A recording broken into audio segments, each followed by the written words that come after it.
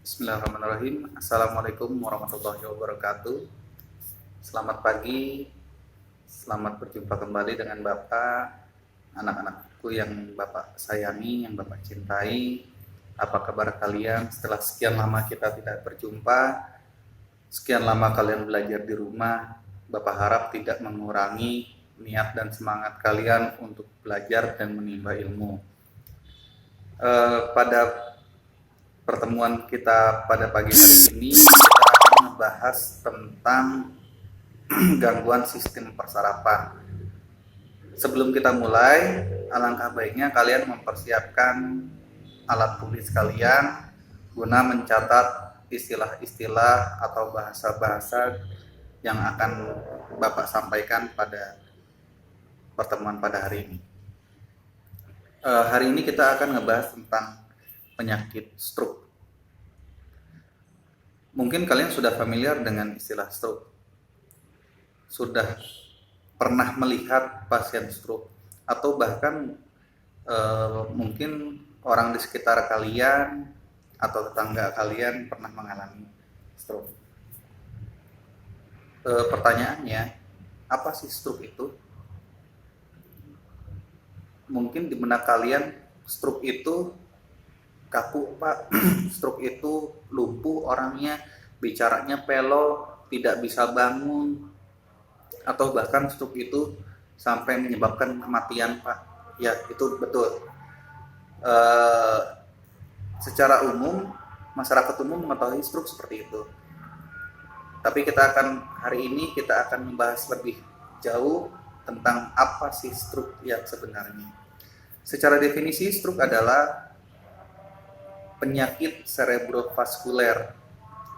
Cerebrovaskuler diambil dari dua kata, cerebro dan vaskuler. Cerebro itu adalah otak, sedangkan vaskuler itu adalah pembuluh darah.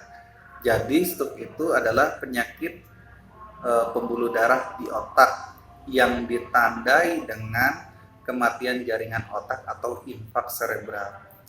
Kenapa bisa terjadi kematian jaringan otak? Itu semua bisa terjadi karena adanya sumbatan, penyempitan, atau pecahnya pembuluh darah di otak. Yang kita ketahui, pembuluh darah itu adalah media transportasi dari oksigen, nutrisi, dan zat-zat lain yang dibutuhkan oleh tubuh kita. Ketika suplai oksigen, nutrisi tidak tersampaikan dengan cukup ke sel otak kita, apa yang terjadi? Akan menyebabkan gangguan pada tubuh kita, bahkan bisa menyebabkan kematian. Dari stroke dibagi menjadi dua, ada stroke iskemik, ada stroke hemoragik. Stroke iskemik apa sih? Stroke yang disebabkan karena adanya tersumbatnya pembuluh darah yang menyebabkan aliran darah ke otak sebagian ataupun keseluruhan terhenti. Jadi stroke iskemik itu ada stroke yang disebabkan karena sumbatan. Apa yang menyumbat pembuluh darah sehingga orang bisa terkena stroke? Ada tiga jenis: stroke trombotik, stroke embolik, dan hipoperfusion iskemik sistemik. Jadi stroke yang pertama kita bahas satu-satu. Stroke trombotik, di mana pembuluh darah terbentuk adanya trombus yang membuat gumpalan. Jadi di dalam pembuluh darah itu terjadi penumpukan, terjadi gumpalan atau disebut trombus. Apa sih yang membentuk trombus itu? Bisa lemak, bisa kolesterol. Nah, ketika harusnya pembuluh darah itu lebarnya segini kurang lebih, karena terjadi penumpukan flat di pembuluh darah yang menyebabkan sirkulasi darah itu menjadi terganggu. Jadi kalau sumbatannya setengah, aliran darah cuma setengah. Kebayang kalau sumbatan itu menutupi sepertiga sebagian besar dari pembuluh darah. Apa yang terjadi? Nutrisi dan oksigen di sel otak itu akan berkurang. Bahkan kalau sampai total itu bisa menyebabkan kematian jaringan otak. Itu disebutnya stroke trombotik. Sedangkan stroke embolik, tertutupnya pembuluh darah oleh bekuan darah. Kalau bekuan darah, kalau misalkan kalian ketika praktek ada infusan yang macet, kalian coba perbaiki dengan cara menyepul si selang infus sehingga darahnya terdorong masuk kembali. Nah, gumpalan darah itu ketika masuk ke pembuluh darah yang kecil-kecil seperti pembuluh darah di otak, itu bisa menyebabkan sumbatan. Jadi si saluran pembuluh darah akan tersumbat oleh bekuan darah. Itu disebutkan stroke embolik. Sedangkan kalau yang ketiga, stroke hyperperfusion adalah berkurangnya aliran darah ke seluruh bagian tubuh karena ada gangguan denyut jantung. Jadi ada ketidakmampuan jantung dalam memompa darah sehingga suplai oksigen dan nutrisi ke otak berkurang. Gitu. Jadi kita ulang lagi, stroke iskemik dibagi menjadi dua, ada stroke trombotik, stroke embolik, dan hypoperfusion. Jadi untuk iskemik itu dibagi menjadi tiga. Lalu kita lanjut ke stroke hemoragik. Tadi kita sudah membahas tentang iskemik yang artinya stroke yang diakibatkan karena sumbatan, sedangkan yang hemoragik adalah stroke yang disebabkan oleh pecahnya pembuluh darah di otak. Hampir 70% kasus stroke hemoragik terjadi pada penderita hipertensi. Jadi orang tua kalian atau orang di dekat kalian yang mempunyai darah tinggi, hati-hati. Ketika hipertensi yang tidak terkontrol, itu akan menyebabkan terjadi stroke hemoragik. Jadi stroke yang disebabkan karena pecahnya pembuluh darah di otak. Nah, stroke hemoragik sendiri dibagi menjadi dua. Ada stroke hemoragik intracerebral dan ada stroke hemoragik subarachnoid. Sebenarnya perdarah intracerebral dan subarachnoid itu lokasi pecahnya pembuluh darah.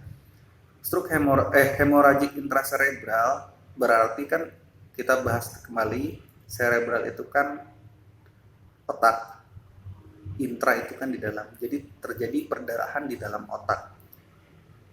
Sedangkan kalau yang hemoragik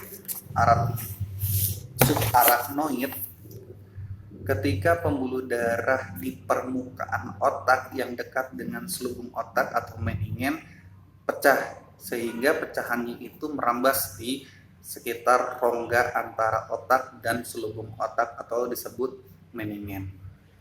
Nah, apa sih yang bisa menyebabkan seseorang terkena stroke? Yang pertama, ada dua hal. Yang pertama, ada faktor resiko medis dan ada faktor resiko perilaku. Faktor resiko medis seperti apa? Yang pertama, hipertensi yang tadi Bapak Jil bilang.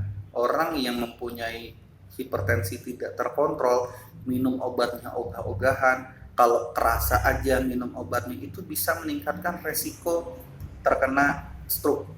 Terutama tadi apa? Stroke hemoragik. Yang kedua, kolesterol. Orang yang gaya hidupnya kurang sehat itu bisa meningkatkan stroke. Karena tadi kan kita bahas di stroke trombotik bisa menyebabkan penumpukan lemak di pembuluh darah sehingga aliran darah akan terganggu atau tersumbat. Selanjutnya ada arteriosklerosis. Arteriosklerosis itu apa? Pengerasan pembuluh darah. Biasanya terjadi pada orang-orang tua. Jadi si pembuluh darahnya sudah tidak elastis lagi seperti sedia kala, seperti saat mereka muda. Selanjutnya ada disebabkan karena diabetes. Apa diabetes? Meningkatnya kadar glukosa di dalam darah. Nah, itu adalah faktor-faktor resiko medis. Yang kedua, kita bahas tentang faktor resiko perilaku. Perilaku seperti apa yang bisa menyebabkan stroke? Yang pertama, merokok. Nah, jadi orang-orang perokok itu sangat berisiko terkena stroke. Selain rokok, pola hidup yang tidak sehat seperti mengkonsumsi makanan yang junk food atau fast food, alkoholik, kurang olahraga, obesitas itu bisa meningkatkan resiko terjadi stroke. Tanda gejalanya seperti apa sih? Yang umumnya sering kalian ketahui lebih terlihat sebenarnya defisit motorik. Sebenarnya kita bahas satu-satu deh. Ada defisit lapang pandang, ada defisit motorik, ada defisit sensorik, ada defisit verbal, kognitif, emosional. Jadi ada 6 tanda gejala dari stroke. Kita bahas satu-satu. Yang pertama, defisit lapang pandang. Orang stroke akan mengalami kehilangan lapang pandang. Lapang pandang itu apa sih, Pak? Kalau kita bisa melihat jarak, misalkan kita bisa melihat jarak 1 kilo masih terlihat.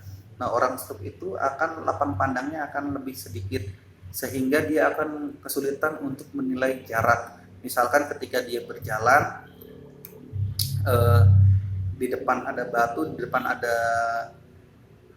lubang, dia sulit mengatur melihat jaraknya masih jauh atau tidak. Terus kehilangan penglihatan perifer, kesulitan melihat pada malam hari, tidak menyadari objek atau batas objek. Misalkan ketika turun tangga, dia harusnya megang handstrailing, pegangan di tangga, harusnya dia sudah pegang, dia belum pegang. Dia susah memastikan posisi dari pegangan tangga tersebut. Terus selanjutnya defisit motorik, ada hemiparesis atau hemiparise, yaitu kelemahan wajah, lengan, dan kaki. Misalkan wajahnya suka ada yang asimetris wajahnya, bibirnya kalau disuruh senyum yang bisa digerakkan hanya sebelah pipi atau sebelah kiri atau kanannya saja, atau suruh megang suruh ngangkat tangannya hanya sebelah tangan saja yang bisa digerakkan. Jadi disebutnya itu hemiparise atau kelumpuhan otot. Terus ada ataksia, si posturnya tidak bisa berjalan tegak seperti orang normalnya. Dysarthria itu adalah kesulitan dalam membentuk kata, cadel, ngomongnya tidak jelas. Dan yang terakhir, disfagia, kesulitan dalam menelan. Jadi lidah kita sebagai kontrol air liur yang harusnya dalam keadaan normal, lidah itu yang mengontrol kita untuk menelan air lidah. Sedangkan orang stroke itu akan menjadi kesulitan karena lidahnya mengalami kekakuan. Makanya sering kita lihat kalau orang-orang stroke suka ngeces, suka keluar air liurnya secara tidak sadar. Nah, itu disebutnya disfagia, kesulitan dalam menelan. Nah, hati-hati juga untuk orang stroke itu suka susah makan, mudah tersedak karena kontrol dari gerak itu sendiri yang menyebabkan pasien-pasien tersebut susah untuk menelan. Terus defisit sensori, tangannya, kakinya sering mengalami kebas atau kesemutan pada bagian tubuh, terutama ekstremitas atas dan bawah. Itu tadi defisit sensori. Selanjutnya defisit verbal. Tadi kita bahas terjadi afasia yang susah mengucapkan kata-kata. Terus defisit kognitif, kesulitan untuk mengingat, kesulitan untuk fokus berpikir, itu mengalami kesulitan kognitif. Selanjutnya ada defisit emosional.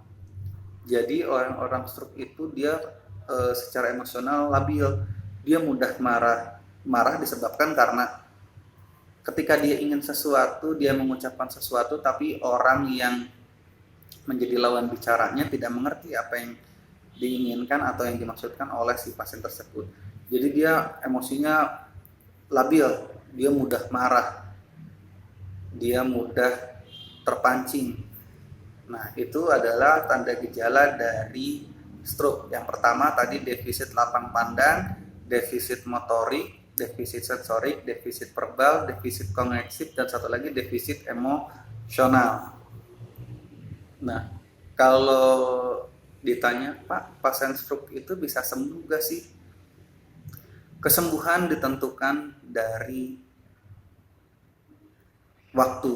Waktu ketika orang mengalami serangan pertama kali, misalkan ketika pasien tiba-tiba jatuh pingsan, dia tidak bisa menggerakkan anggota tubuhnya sebagian, misalkan wajah atau tangannya. Nah, dia punya waktu 6 jam, disebutnya golden period.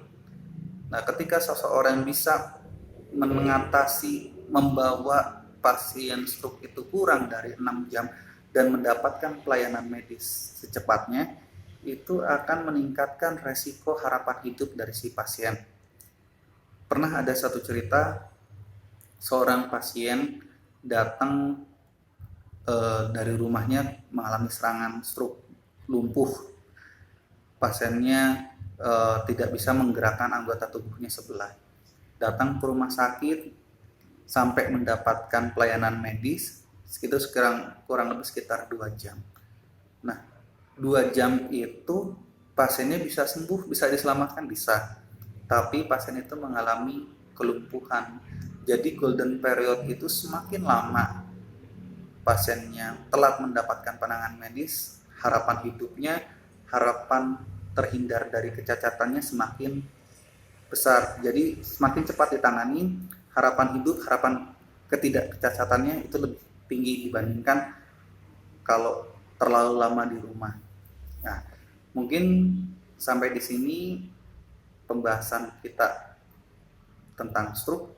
Nanti kalau misalkan kalian ada yang ingin ditanyakan, boleh kalian Bapak ngejapri via WA ke Bapak, silakan. Nanti kalian bisa, supaya ada lebih gambaran lagi, kalian bisa melihat video setelah ini. Sekian dari Bapak, semoga apa yang sudah kita pelajari hari ini, apa yang sudah Bapak sampaikan, bisa kalian terima dan pahami dengan baik. Semangat terus belajar, kita bisa, kita maju, Indonesia sehat. Sekian, Assalamualaikum warahmatullahi wabarakatuh.